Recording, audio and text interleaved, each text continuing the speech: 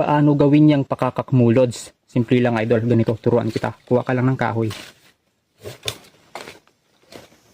Yan. Kahit gano'ng kahaba. Basta wag lang ganun kaiksi rin. Ganyan. Yan siya kahoy. Yan. Tapos bibiyakan mo lang dito sa gitna.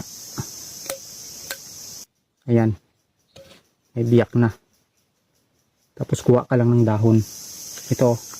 Dahon. Tapos lagay mo lang sa gitna ng biyak ng iyong kahoy. Ayan.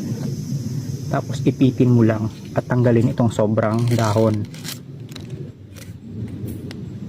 Siyempre magkabilaan para walang sagabal. So ayan na siya.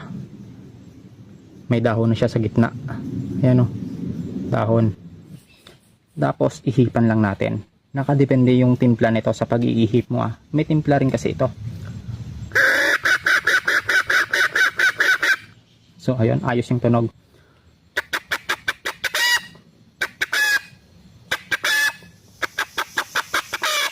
Huwag masyadong malakas yung ihip, tansyahin mo lang.